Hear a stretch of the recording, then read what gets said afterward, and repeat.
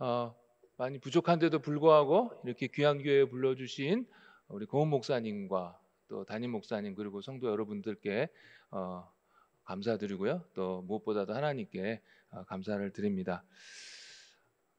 기독교 신앙에 있어서 믿음이라는 것이 얼마나 중요한지 모르겠습니다. 믿음 때문에 어떤 사람들은 사망에서 생명으로 옮겨지고 믿음 때문에 어떤 사람들은 기적을 체험하기도 합니다. 근데 여기서 믿음이라는 것은 단순한 지적인 동의를 의미하는 것은 아닙니다. 그래. 그 말이 맞아. 그 말이 옳아.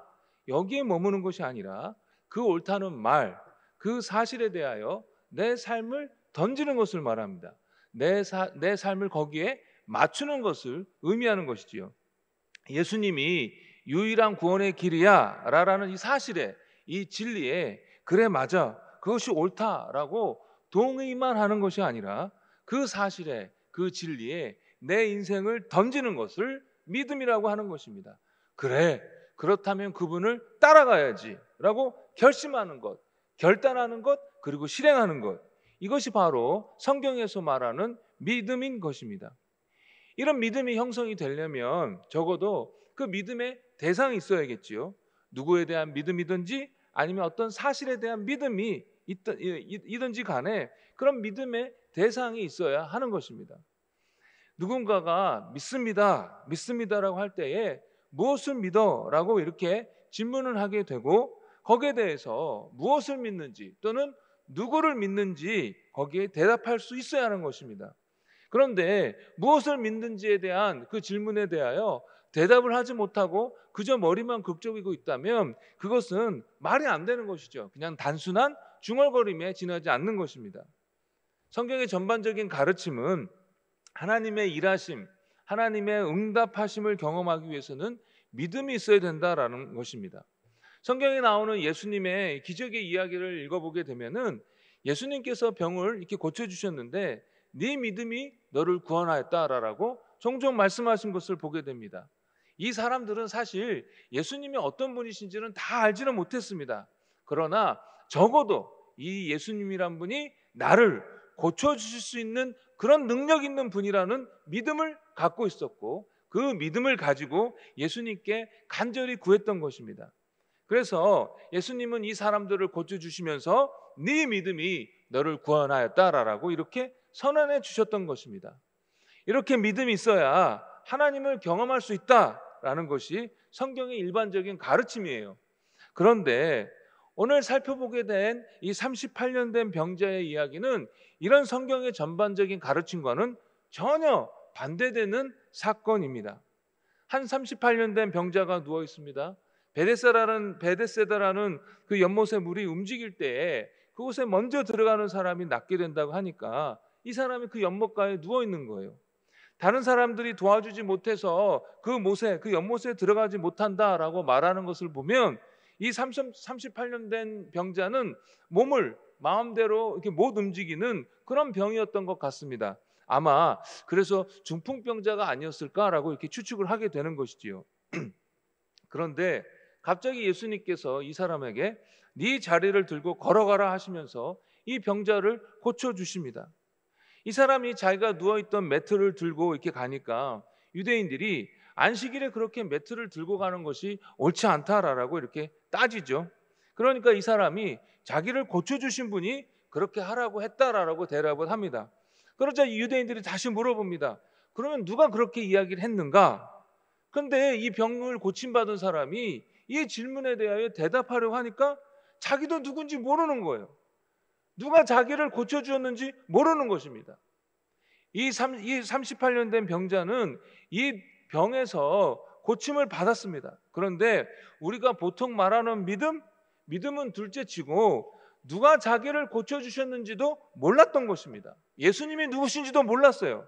그러니까 믿음의 대상이라는 것도 없었던 것이죠. 그러니까 우리가 전반적으로 알고 있던 영적인 경험과는 너무나도 다르게, 즉 믿음과 상관없이 이 사람은 그냥 병 고침을 받은 것입니다. 그래도 만약 예수님께서 그 베데스다라는 그 연못 근처에 있던 많은 병자들을 모두 다 고쳐주셨으면 저희들이 좀 납득이 갈 것 같은데 그 많은 사람들 중에 유독 이 한 사람만 고쳐주셨습니다. 이 사람은 예수님에 대한 지식도 없었고 그렇기 때문에 당연히 믿음도 없었는데 말입니다. 왜 예수님은 이 한 사람만 택해서 고쳐주셨을까요? 아니, 모든 것을 다 하나님 뜻대로 했던 분이 예수님이셨으니까, 그렇다면 하나님은 왜 예수님을 통하여 그 많은 불쌍한 병자 중에서 유독 이 사람만 택하셔서 고쳐주셨을까요? 잘 모르겠습니다. 이 사람이 착했습니까? 그래서 유독 예수님께서 이 사람만을 특별히 고쳐주셔야 했습니까? 나중에 이 사람에게 더 큰 병에 걸리지 않도록 다시는 죄를 짓지 말아라 라고 예수님께서 말씀하신 것을 보면 이 사람이 착한 사람도 아니었어요. 죄인이었습니다. 그런데도 이 사람에게만 예수님께서 다가가셔서 병을 고쳐주신 것입니다. 그러면 예수님이 능력이 없으셔서 이 한 사람만 겨우 고쳐주실 수 있었기 때문에 그랬겠습니까? 천만에요. 예수님은 하나님 되신 분이십니다.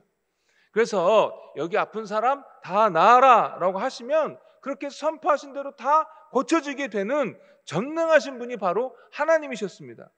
그런데 예수님은 유독 이 죄인 한 사람만 고쳐주신 것입니다.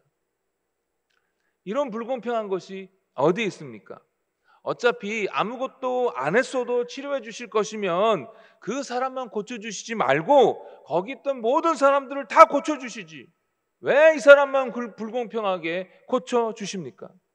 다 고쳐주셨더라면, 다 구해주셨더라면 좀 저희들의 마음이 편할 텐데 이 사람만 구해주셨기 때문에 우리들의 마음이 성경을 읽으면서 불편해지는 거예요. 왜 하나님은 불공평하신가? 하나님은 공의의 하나님이신데, 공정하신 분이신데 왜 이러시는 걸까? 솔직히 잘 모르겠습니다. 다 이해할 수가 없어요. 성경을 보면 하나님께서 이렇게 불공평하신 것 같은 모습을 보여주시는 때가 종종 있습니다. 예언서를 읽다 보면은 이스라엘의 범죄로 인하여 주변에 그 이스라엘 주변에 있는 열강들을 통하여 하나님께서 이스라엘을 벌하십니다. 남과 북이 나뉘었는데 북이스라엘이 이제 그들의 죄로 하나님의 징벌로 망하게 되고 계속되는 또 불순종에 남유다마저 이렇게 망하게 됩니다.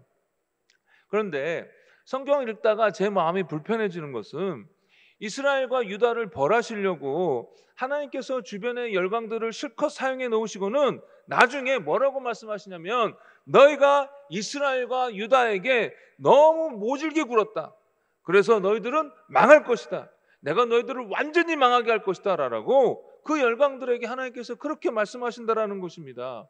물론 그들이 교만한 것도 있었겠지만 그들 입장에서는 좀 억울하기도 하겠다라는 생각이 듭니다. 실컷 이스라엘을 치라 할 때는 언제고 이제 와서는 그들을 너무 심하게 쳤다고 벌하시는 거예요. 그렇게 하시는 것이 불공평하다라는 생각이 드는 것입니다.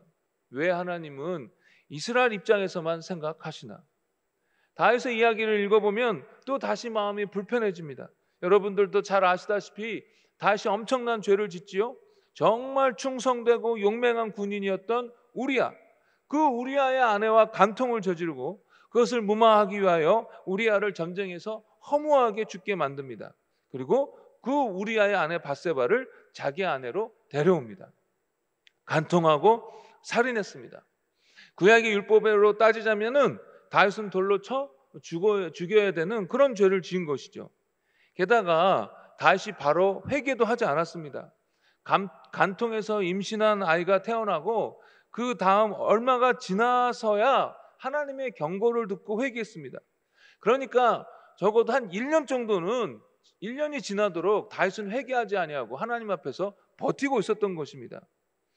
하나님은 그런 흉악한 죄를 지은 다윗을 바로 죽이지도 않고 기다리다가 이 다윗이 회개하지 않으니까 나단 선지자를 보내어서 다윗이 회개하도록 하시는 것입니다. 그러니까 하나님이 기어이 다윗에게 회개를 받아내신 거예요. 너무 불공평하지 않습니까? 그렇게 충성된 우리아 입장에서 보면 너무 억울하지 않습니까? 우리아를 우리 집안의 자랑이다 하면서 귀하게 여기고 그 가족들이 기둥처럼 여겼을 텐데 그 자랑스러운 우리아가 젊은 나이에 그렇게 억울하게 가버렸으니 그 가족들이 얼마나 슬펐을까요? 왕이니까 거절도 못하고 어쩔 수 없이 왕에게 겁탈당하고 사랑하는 남편을 잃고 다윗에게 어쩔 수 없이 끌려가 아내가 된 밧세바도 슬프지 않겠습니까? 너무 불공평하지 않습니까? 다른 사람의 눈에서 피눈물 나게 했는데 하나님은 너무나도 쉽게 다윗을 용서해 주시는 것입니다. 아니, 하나님 왜 기다려줍니까? 회개하지 아니하고 버틸 때 그냥 확 죽여버리시지. 누워있던 38년 된 병자도 그렇고 이스라엘이라는 나라도 그렇고 다윗도 그렇고 다른 사람들은 누리지 못한 특별한 은혜를 누린 것입니다. 우리의 눈으로 봤을 때는 너무나도 불공평한 사랑과 은혜와 용서를 이 사람들이 누렸습니다. 그런데 이런 불공평한 은혜의 주인공이 바로 저와 여러분들이라는 것입니다. 이 지구상에 인류가 생겨난 이후로 지금까지 얼마나 많은 사람들이 이 땅에 살다 갔고 지금도 얼마나 많은 사람들이 이 땅에 살고 있는지 모릅니다. 그런데 그 많은, 정말 셀 수 없는 그 많은 사람들 중에서 하나님의 구원을 맛본 사람은 얼마나 될까요? 이 땅에서 지금 수많은 사람들이 살고 있지만 예수님을 통하여 구원받은 사람들은 얼마나 될까요? 그 셀 수 없이 수많은 사람들 중에 비하면 아주 극소수입니다. 우리는 내가 예수님의 복음을 듣고 내가 예수님을 받아들이고 내가 예수님을 믿고 따르기로 내가 작정했다라고 생각합니다. 우리 입장에서는 그래요. 그러나 한편으로는 예수님께서 그 많은 사람들 중에 38년 된 병자를 찾아와 고쳐주셨듯이 하나님께서 저와 여러분들을 예수 안에서 택하셔서 구원해 주신 것입니다. 하나님께서 구원해 주시기로 작정하셨기 때문에 저와 여러분들이 예수님을 나의 구원자와 주님으로 모셔드리게 된 것입니다. 여러분들이 잘 아시는 요한복음 1장 12절과 13절에 이렇게 말씀하고 있는데요. 12절에 이렇게 말씀하고 있어요. 그러나 그분은 자기를 영접하고 믿는 사람들에게는 하나님의 자녀가 되는 특권을 주셨다. 그러니까 이 말씀을 보면은 우리가 예수님을 믿고 영접했어요. 그리고 그것 때문에 저희들이 하나님의 자녀가 되는 특권을 갖게 되었다라고 이렇게 설명하고 있습니다. 그런데 그 12절 뒤에 있는 그 숨겨진 신비한 하나님의 섭리를 이 13절에서 이어서 말씀하고 있는데 이렇게 말씀하고 있어요. 이 사람들이 하나님의 자녀가 된 것은 핏줄이나 육체적인 욕망이나 사람의 뜻으로 된 것이 아니라 하나님의 뜻에 의해서 된 것이다. 이렇게 된 것이 하나님의 뜻이었다라는 것입니다. 저희들이 평소 이제 성경 읽을 때 그냥 넘어가기 되는데 조금만 생각해 보면 납득이 잘 안 가는 말씀이 저희들이 읽은 본문 그 뒤에 나오는데요. 25절에 이렇게 예수님께서 말씀하세요. 내가 분명히 말한다. 죽은 사람들이 하나님의 아들의 음성을 들을 때가 오는데 바로 이때이다. 듣는 사람은 살아날 것이다. 마지막 때에 그 예수님의 부르심에 죽은 자들이 부활하게 되는 것을 말씀하시지만 근데 이 본문에서 이 말씀에서 이때다라고 말씀하고 있거든요. 이때다. 이게 무엇을 의미하냐면 지금 영적으로 죽은 자들이 예수님의 음성을 듣고 반응하게 되면 지금 영적으로 살게 되고 동시에 마지막 때에 영원한 생명을 얻게 된다라는 것입니다. 부활하게 된다라는 것입니다. 그런데 문제는 죽은 사람들이 어떻게 다른 사람의 소리를 듣느냐라는 말입니다. 어떤 사람이 죽었어요. 그래서 그 죽음에 대해서 너무나도 안타까워서 사람들이 그 주위에 몰려가지고 가지 말라고 그 사람을 붙들고 울부짖습니다. 그렇다고 그 죽은 사람이 그 울부짖는 소리를 듣고 일어납니까? 그럴 수 없습니다. 오히려 그 죽은 사람이 일어나서 왜 그래? 라고 한다면 오히려 그 주변에 있던 사람들이 놀라서 죽을 것입니다. 죽은 사람은 못 듣습니다. 마찬가지로 어떻게 완전히 죽어버린 우리의 심령이 예수님의 소리, 그 생명의 소리를 들을 수 있겠습니까? 없습니다. 여러분 예수 믿으세요라고 한번 복음 전해 보십시오. 누가 하나 그 소리를 듣지 않습니다. 그저 소리예요. 안 들립니다. 아니 못 듣습니다. 그런데 듣는 자는 산다라고 말씀하시는 거예요. 무슨 말씀입니까? 하나님께서 듣게 해주시는 것입니다. 다른 죽은 영혼들은 듣지 못하지만 하나님께서 예수 안에서 택하신 자들은 듣게 하셔서 그 복음에, 그 예수의 말씀에 반응하게 하시고 살게 하신다라는 것입니다. 이것을 신학적인 용어로 중생, regeneration이라고 합니다. 이렇게 정의해요. 중생은 하나님께서 우리에게 새로운 영적 생명을 주시는 하나님의 비밀스러운 역사이다. 일하십니다. 우리가 먼저 찾은 것이 아니라 하나님이 먼저 찾아와 주셔서 우리로 하여금 예수님의 복음을 듣게 하셨다라는 것입니다. 내가 찾아서 내가 들으려고 한 것이 아닙니다. 하나님이 먼저 하셨어요. 우리는 아무것도 안 했는데요. 제가 계속 무슨 말씀을 드리려고 하시는지 아시겠습니까? 38년 된 병자가 경험한 것보다도 더한 이스라엘과 다윗이 경험한 것보다도 더한 하나님의 특별한 은혜, 불공평한 은혜를 저와 여러분이 받았다라는 것입니다. 이 모든 것이 다 우리의 노력으로 이루어졌다거나 아니면 모든 사람에게 다 주어졌다면 모를까? 우리는 노력도 하지 않았는데 우리만 예수를 통하여 구원을 얻은 것입니다. 왜 그렇게 하셨는지 도저히 모르겠습니다. 성경을 읽을 때 왜 이렇게 하나님께서 불공평하게 하시는가라는 생각이 들어서 마음이 불편해지다가도 나도 그런 은혜를 받은 사람이지 라고 깨닫게 되면 다시 눈시울을 붉히며 감사하게 되는 것입니다. 저희들은 그리고 또한 얼마나 불공평한 은혜를 누리면서 살고 있는지 모릅니다. 여러분 저희들이 북한에서 태어났다고 생각해 보십시오. 얼마나 암흑 속에서 지내지 않았겠습니까? 그러나 우리는 노력도 하지도 않았는데 이렇게 대한민국에서 살게 된 것입니다. 저희들이 다른 이슬람권에서 태어났다고 생각해 보십시오. 예수님에 대해서 듣지도 못했고 설령 들었다 할지라도 듣고 믿었다 할지라도 얼마나 숨죽이면서 살아야 했을까요? 그러나 아무 때나 하나님을 소리 높여 예배할 수 있는 곳에서 저와 여러분들이 살게 된 것입니다. 얼마나 놀라운 은혜입니까? 그런데 저희들이 그 사람들보다 나은 것이 무엇이 있습니까? 저희들이 더 착했습니까?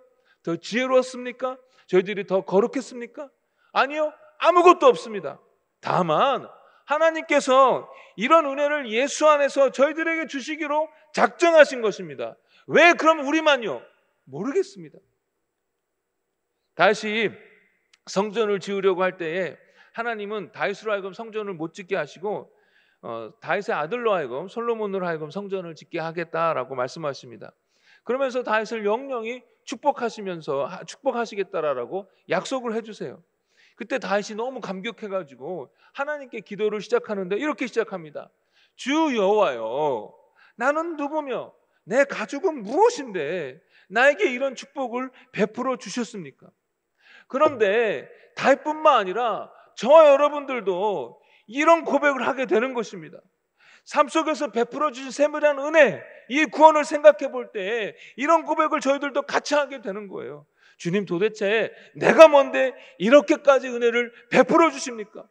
어째서 주님은 저를 이렇게까지 사랑하십니까? 하나님은 그렇게 불공평한 은혜로 저희들을 구원해 주셨습니다. 그런데 이것이 끝이 아니라 그렇게 구원해 주신 이후에도 또 여전히 저 여러분들에게 계속해서 남들 보기에는 너무나도 불공평한 사랑과 은혜를 쏟아붓고 계십니다. 저희들이 가끔 기특하게 행동해서 하나님을 기쁘시게 할 때가 있습니다. 그러나 우리는 또한 때로 하나님 보시기에 합당하지 못하게 행동할 때도 있습니다. 사실 그럴 때가 훨씬 더 많지요. 그런데 하나님 또 그것 때문에 슬퍼하시고 분노하시기도 하십니다.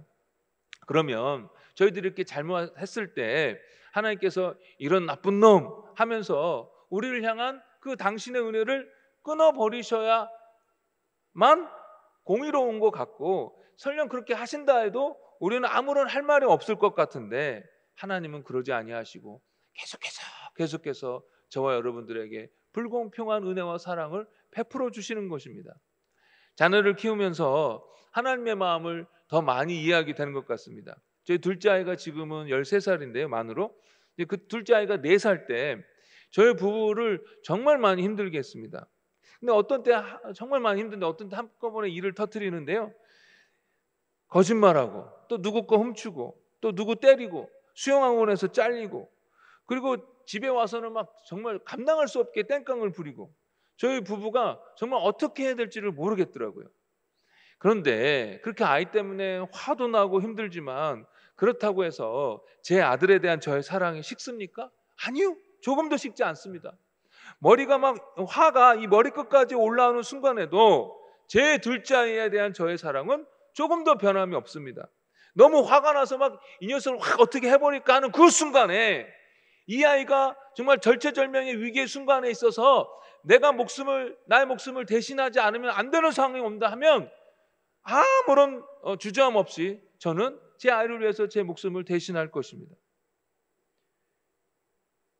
다른 사람들의 아이들이 몇 번 큰 잘못하면 이젠 더 이상 안 되겠다라고 하겠지만 내 자식은 여전히 끊임없이 용서해주고 끊임없이 필요를 채워주고 끊임없이 사랑해 주게 되는 것입니다. 자녀에 대한 부모의 사랑이 이럴진데 하물며 예수님까지 대신 죽이신 하나님의 사랑은 오죽하겠습니까? 하나님은 불공평한 은혜로 저희들을 구원해 주시고 그것이 끝이 아니라 여전히 지금도 불공평한 은혜와 사랑으로 저희들을 지키시고 붙들고 계십니다. 때로는 저희가 삶 속에서 여러 가지 어려움을 겪을 때가 있습니다. 지금도 참 힘든 시기 아닙니까? 그러나 그 순간에도 하나님은 오히려 더 특별한 사랑, 더 심하게 불공평한 은혜를 베풀고 계십니다.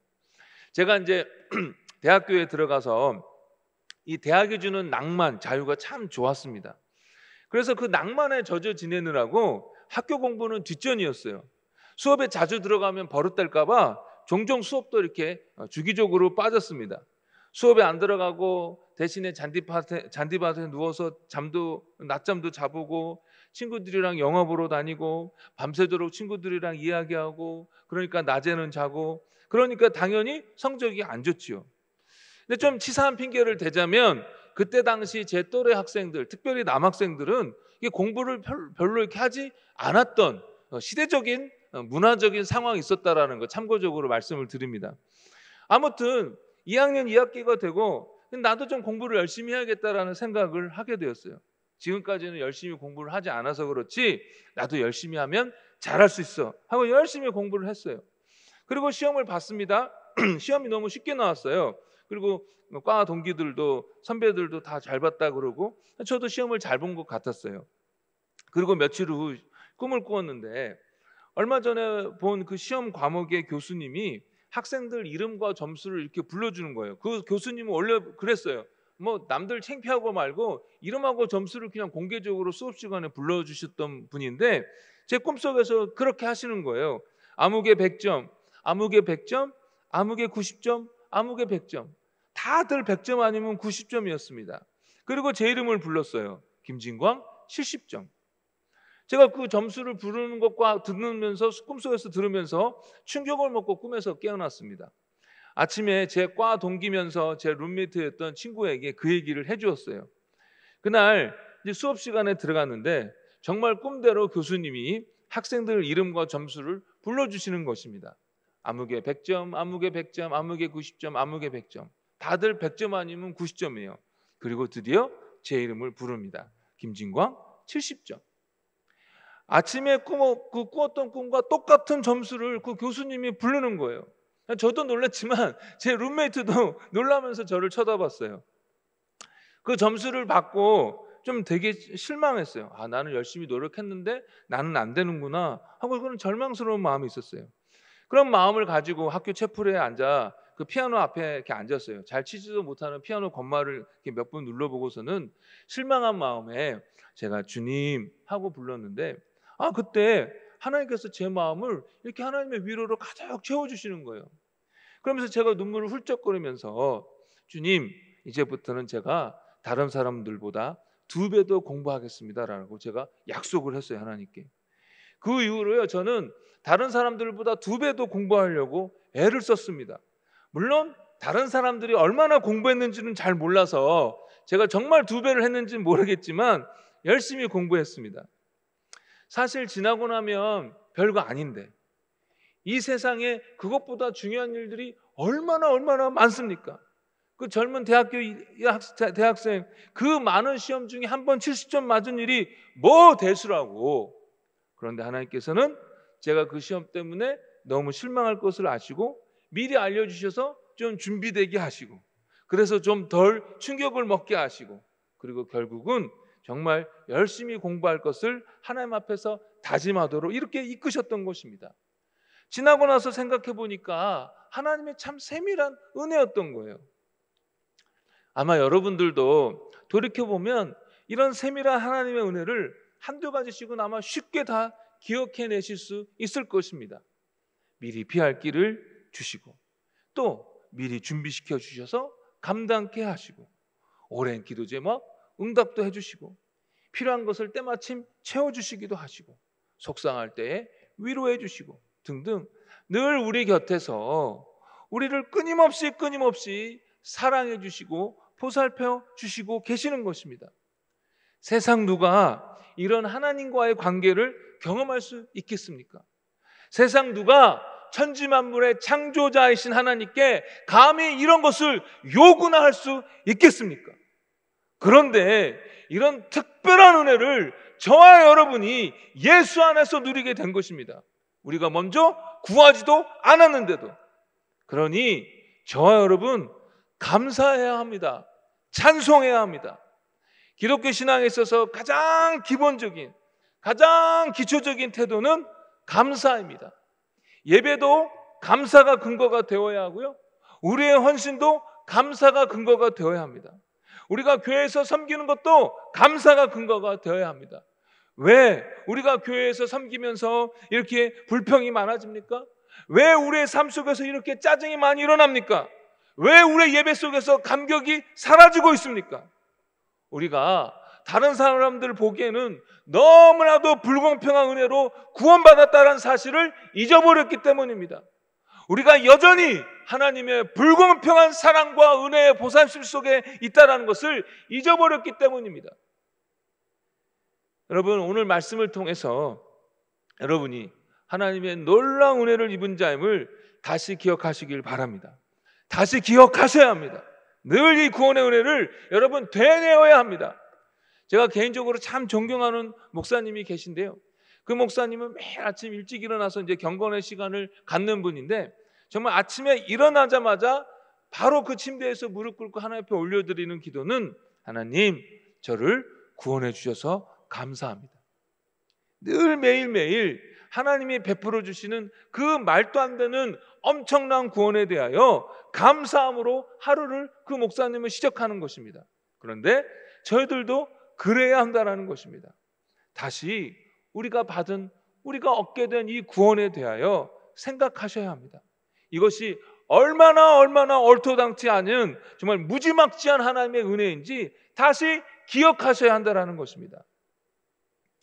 또 한 가지만 여기서 더 나아가 말씀드리자면, 이렇게 구원의 은혜를 기억하고 동시에 이런 은혜를 받은 자이기 때문에 저와 여러분들이 범사에 모든 일에 감사해야 된다는 것입니다. 이 모든 일에 해야 되는 이유가 있는데요, 첫 번째로는 조금 전에도 말씀드렸다시피 저희들이 예수 안에서 영원한 생명을 얻고 하늘나라의 모든 좋은 것들을 유업으로 받은 자이기 때문에 그렇습니다. 이 땅에서 어떤 사람은 좀 편하게 사는 것 같아요. 이 땅에서 어떤 사람은 정말 안 돼도 어떻게 이렇게 안 될 수가 있는가 하면서 정말 가슴 아프게 하는 그런 삶을 사시는 분들도 있어요. 그러나 예수 안에 있으면 결국은 천국하고 하늘나라의 모든 좋은 것을 다 유업으로 누리게 되는 그런 특별한 은혜를 저와 여러분들이 받았기 때문에 범사에 감사해야 되는 것입니다. 그리고 두 번째로 범사에 감사해야 되는 것은 뭐냐면, 왜 그래야 되냐면 저희들을 향한 하나님의 뜻이 언제나 선하시기 때문에 그렇습니다. 하나밖에 없는 아들 예수 그리스도를 십자가에서 처참하게 죽이시기까지 그 값을 치르시면서까지 저와 여러분들을 구원하여 주시고 자녀 삼아 주셨습니다. 그런 저희들에게 선한 뜻 외에 무슨 다른 뜻이 있겠습니까? 여러분들도 잘 아시다시피 범사에, 즉 모든 일에, 모든 상황 속에서 감사하라고 말씀하고 있습니다. 우리가 기대하는 것이 이루어질 때, 우리가 바라던 것을 얻을 때에 감사하는 것이 아니라, 그때만 감사하는 것이 아니라 내가 기대하는 것이 안 될 때, 때로는 힘든 일이 있을 때, 때로는 눈물 속에서도 하나님을 바라보며 감사해야 된다라고 말씀하여 주시는 것입니다. 그런데 왜 저희들이 이렇게 감사를 해야 되냐면, 우리 주변에 일어나는, 나의 삶 속에서 일어나는 이런 일들이 하나님께서 실수하셔가지고 놓쳐가지고 세상 말로 재수가 없어서 일어나는 것이 아니라 철두철미하게 하는 이 세상의 모든 것을 다스리는 하나님의 그 능력과 선하신 계획 가운데 일어나기 때문에, 그리고 그런 일들을 허락하신 하나님의 목적은 우리를 향한 선하심 때문에 저와 여러분들이 그 하나님을 믿고 감사해야 된다라는 것입니다. 여러분 믿습니까? 예. 저희들 향한 하나님의 뜻은 선하신 뜻 외에는 없다라는 것입니다. 받아들이기 싫지만 내 자식이 아픈 것도, 우리 집 경제가 너무너무 어려워진 것도, 막 급한데 갑자기 차가 고장난 것도, 또 급한데 차가 무지막지하게 막히는 것도 등등, 이 모든 일 속에 우리의 이해를 넘어서는 하나님의 선하신 뜻이 있기 때문에 저와 여러분들은 그것을 믿고 감사해야 되고 또 감사할 수 있는 것입니다. 성도의 시련이 있습니다. 그러나 그 시련 속에 결코 하나님은 홀로 내버려 두지 아니하시고 더 큰 은혜를 베푸시고 더 세밀한 은혜를 부어주십니다. 더 구체적으로 저와 여러분들을 도와주십니다. 그러니 불공평한 놀라운 은혜를 받은 자로서 하나님을 신뢰함으로 모든 일에 감사하는 저와 여러분 되시길 간절히 바랍니다. 여러분, 감사함으로 받기로 여러분 결단하십시오. 여러분 상황 속에서 일어나는 모든 일들을 감사함으로 받기로 결단하십시오. 아무리 말씀을 들어도 결단하지 않고 결심하지 않으면 아무 소용이 없습니다. 그러나 나를 향한 하나님의 선하신 뜻이 있음을 믿고 내가 오늘부터는 믿음으로 감사함으로 반응해야지라고 여러분 결단하고 그렇게 감사함으로 반응할 때 그 감사를 통하여 정말로 하나님께서 놀라운 일을 일으키십니다. 여러분 세상 사람들처럼, 예수 안 믿는 사람처럼 짜증나는 일에 짜증으로 반응하고 화나는 일에 화로 반응하면 우리의 삶은 그냥 막 무너지기 쉽습니다. 그런데 내가 하나님의 선하심을 믿고 내가 감사함으로 반응해야지 라고 결단하면 짜증나는 일 속에서도 감사로 반응하게 되고 화나는 일 속에서도 감사로 반응하게 되는데, 그리고 돌이켜보면 그 시간들이 하나님 앞에 얼마나 기쁨이 되는 시간이었으며 나에게도 얼마나 영적으로 유익이 되었으며 무너지지 않고 오히려 세워지는 시간이 되었음을 발견하게 되는 것입니다. 그러니 여러분 하나님의 선하심을 믿고 오늘 감사함으로 반응하기로 결단하시는 우리 모두가 되기를 간절히 바랍니다. 제가 기도하겠습니다. 하나님 아버지, 예수님 안에서 저희들을 택하시고 정말로 상상할 수 없는 무지막지한 구원의 은혜 허락하여 주신 것 정말로 감사드립니다. 아버지, 하나님의 놀라운 은혜를 받은 자로서 또 그 은혜를 누리고 있는 자로서 감사하지 못하고 불평하고 낙심하고 세상 사람들과 똑같이 악착같이 악하게 살았던 저희들을 보게 됩니다. 용서하여 주시옵소서. 이제 나를 향한 하나님의 선하신 계획이 있음을 믿고 늘 하나님께서 함께 하시며 돌보심을 믿고 범사에 감사하고 하나님 앞에 찬송하는 저희들 되기를 원하오니, 그렇게 결단하오니 주여 도와주옵소서. 성령으로 충만케 하여 주시옵소서. 예수님 이름으로 기도했습니다. 아멘.